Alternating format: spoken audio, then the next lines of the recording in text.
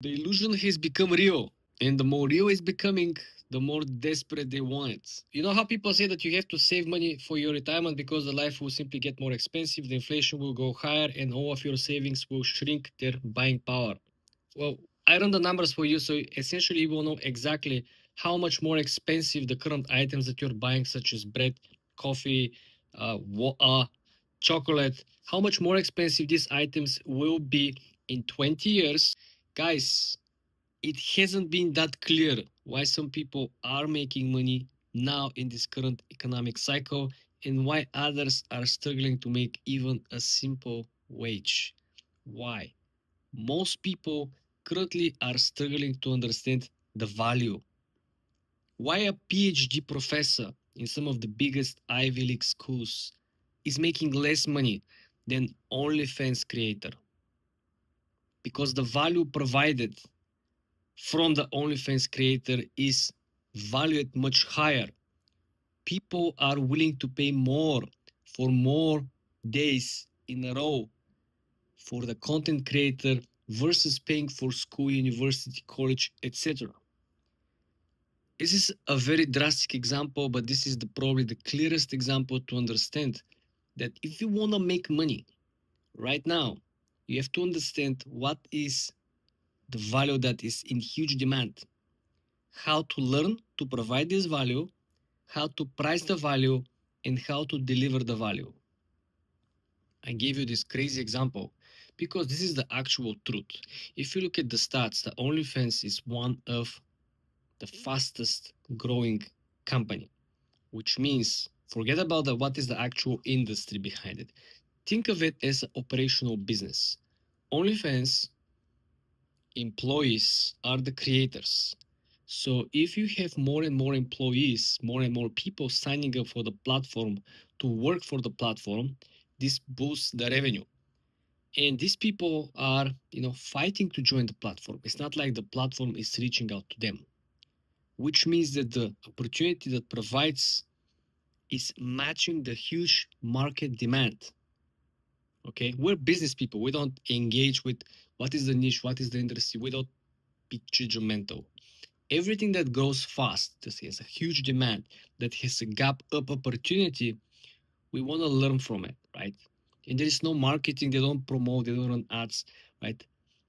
When you have a business that grows so fast without marketing, without paid ads, without CGI, without absolutely anything, anyone even promoting it, hey, no, we have to join, versus every other business that spends billions of dollars destroying its margin, especially the e-commerce brands. We make $50 million this year revenue. How much profit, guys? 4 million.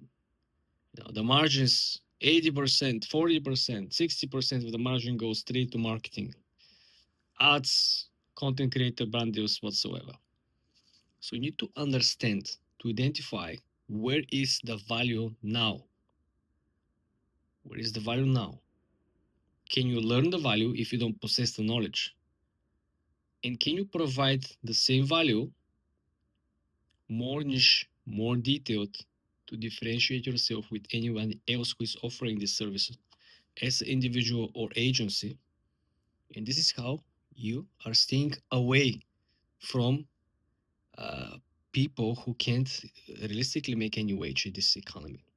Because the attention economy is shocking for a lot of people who simply thought that the business will go as usual.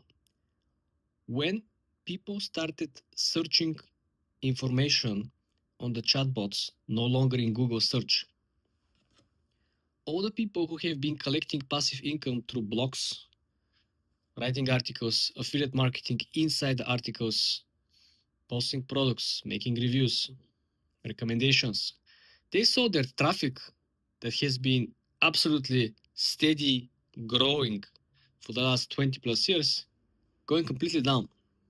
And all their blogs, all their articles, nothing has been ranking. So this again was the wake-up call that all the businesses from the previous decade at least are no longer working. And these people have to adjust with providing value.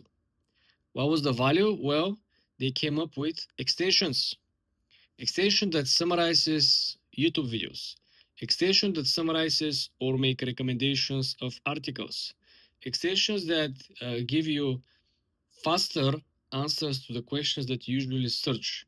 Instead of reading a 5,000 word blog post about the top credit cards in January 2026, you're going to use a small extension or small summarizer on the side giving you 5 points, 5 cards, the most important line, what is the bonus, the requirement, and when is the final date you can apply it for, right? This is something that Google search came up with, which is an AI summary, which destroyed all the paid Google ad space because the first line will always be AI summary, will no longer be the paid ad that will show the closest possibility of answer or thematic reply of your query. The business is changing even for the big guys, even for people who used to make tons of money completely passively. So if these people who used to make 100, 2, 3, $400,000 a month just by people having going to their sites, naturally getting traffic from Google, they lost their revenue, most of it. Then you kind of wonder where this leaves you, a person who didn't make this much money, who was who was earning active income. This is the moment when you have to go and you probably start from the get-go alongside these guys and learn how to identify the current demand for particular value on the market, how to identify where to deliver the value from, what the value requirements are, right? This should be a metric in a way in which you can measure the value that you provide, and then you should be able to price the value accordingly, according to the market. Because now with the AI, the tools that people produce are very, very similar. They use the same prompts, they use the same chat GPT or GPT LLMs. They're using almost the same UI, user interface tools to create the visuals. They're using the same marketing channels. So the market is kind of saturated unless you go into a niche that is not sexy or popular. The niche that is kind of forgotten from the general public. It's pretty known from the experts, but they really don't want to get into this, right? People who are scouring the daily volume of the keyword search, they know exactly that some people are looking, for example, the top chimney cleaners, right? No one cares about this, but they know they have the data, the geeks, they know exactly what keywords for what kind of businesses, products or services is currently in huge demand, but they don't really, they just prefer to do something else. They don't want to focus on this particular product or service. So what is the clear path here? The clear path will be, of course, to find and partner with some of these people who have the data, know how to analyze or identify the incoming trends, and you are going to be the builder and the promoter, right? You're going to be the person who constructs the tool and promotes the tool. And your partner will help you identify what kind of a tool it's needed on the market. Sure, you can do it by one person business, but I believe it's too much work. And definitely you're going to burn out. You need a partner and you need one of these people who have the data, who is knowledgeable to scour the net, find something that is just popping, and you can make a very good partnership. This is your very easy step to move away from just shooting uh, in the middle of nowhere without particular target, without goal, without knowing exactly what you're trying to achieve and who you're trying to serve or provide value with. Finding value and finding who to offer this value is the two-step process, which it's easy, right? It's like looking for someone that you can, let's say you replace tires. You drive around the city, you look for somebody who stop on the side who has like a flat tire or something. This is how easy it is. you know your value, you replace tires, and you find somebody to offer the value which has a flat tire and you don't have spare one. This is how easy the process could be broken down into 2 steps.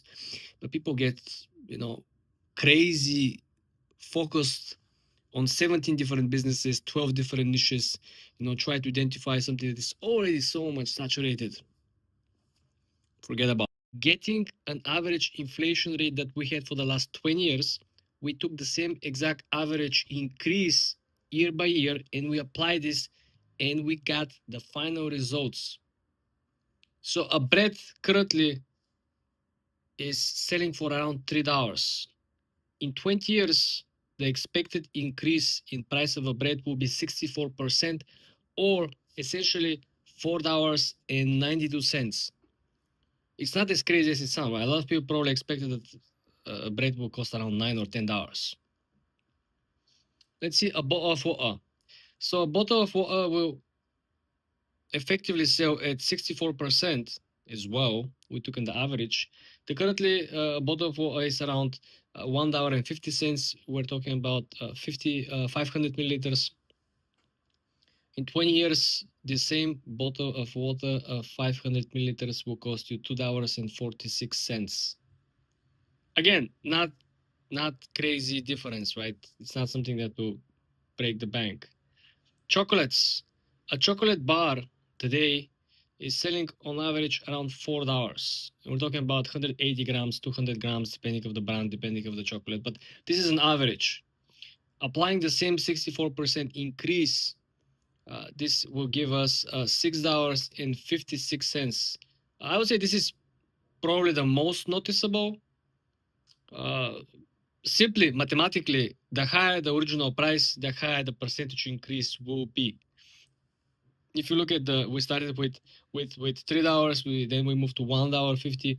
So the lower the initial retail price at the current economic situation, the smaller the difference it is. So this is why we're seeing that the chocolate from $4 actually has an increase of $2.56 versus we saw the original, the bread with $1.92, and then we have the water with effectively with 96 cents difference increase, which again, great in the price. Even if you have the same percentage increase based on inflation, you're still going to be paying more for more expensive items. This is why I see a lot of people sometimes are buying more and more Rolexes, more and more like jewelry, more and more cars that are limited edition, not the regular cars, because they will simply most likely either appreciate from the demand or appreciate from the inflation. Even if there is no such a demand for, let's say, SLR, McLaren, Mercedes, not so many people looking to buy the car, because the car is limited edition, point number one, and point number two, because the value of the money is going down, and the car, because it's limited edition, count as an asset that generates appreciative value. This still means that the value of the money will decrease based on time value. And the last example that I pull out is the coffee. I believe most people drink coffee. So currently we're having a cup of coffee selling for around $5. Average cup of coffee, I don't know, 200 milliliters or so. We're having $5, no brands. Price in 20 years will be $8.20, which it's a lot. It's the biggest increase in this particular product category we picked. It's $3.20. Like I mentioned, the higher the price, the higher the original price, the higher will be the bump based on the same 64% increase in inflation. But you need to understand that there are people today who are paying $10 a coffee every single day, every single cup of coffee, not day. I think there's a couple of brands who are selling, small coffee for like $8 or $9. So it's not a game-changing stuff, right? I believe a lot of people, when you click on the video, expected to see some crazy numbers, maybe $20 coffee, $10 bread. You probably expected $5 small bottle of water. Probably expected $10 for a small chocolate bar. But again, this is estimated progression of the inflation based on average that we saw for the last 20 years, adjusted with the next 20 years. Maybe I missed some of the more or less popular products that you guys usually purchase, but I believe this is something that applies to most people. Most people eat bread, right? Regardless of the form or shape, most people, if not all of them, buy water. Maybe some people drink at home. I don't know. Uh, Most people buy chocolates for themselves, for the kids, and for girlfriends as well. And almost everyone I know personally drinks coffee. So this is the prices. Next 20 years, I think we don't have to worry about that. Let me know if you want me to make next 40 or 50 or 6 years. What the heck could actually happen? And this is a rough estimate if we presume the Federal Reserve will print the same amount of money. The Federal Reserve will follow the same exact cycles of quantitative tightening and easing, right? Which most likely ain't gonna happen because they already finished this year with $40 billion fresh cash printed out of thin air. So they're gonna most likely continue. If you look at the chart of the Federal Reserve printing cycles, every new cycle they print more money. So these numbers, I would say, they are conservative, but the ballpark will be somewhere around there. So we ain't gonna see some crazy numbers. We ain't gonna see bread at $20 or water at $10 a small bottle, or chocolate at $20 or coffee at $20 a cup. I don't really see that happening. But of course, the deviation uh, probably will be ballpark of what I mentioned, with a greater probably estimates of the upper echelon. You might see maybe one and a half $2 more expensive than the prices we predicted. Because like I said, the Federal Reserve is unpredictable. Uh, Also, the time value of the money is kind of linked or interlinked with the asset appreciation in the stock market. Also, we're having all geopolitical conditions that kind of strong or weaken the international trade. Remember, the dollar has to not be so expensive and valuable because it will make more expensive the exports, and a lot of the countries will not dealing with the US. And remember, all of these contracts that US usually signs internationally in US dollars are contracts for many years in a row. So let's wait and see. Let me know what you guys think about it and how many of you are actually excited for the next 20 years. It will be very interesting to see how many people are bullish, passionate, or at least optimistic about the future.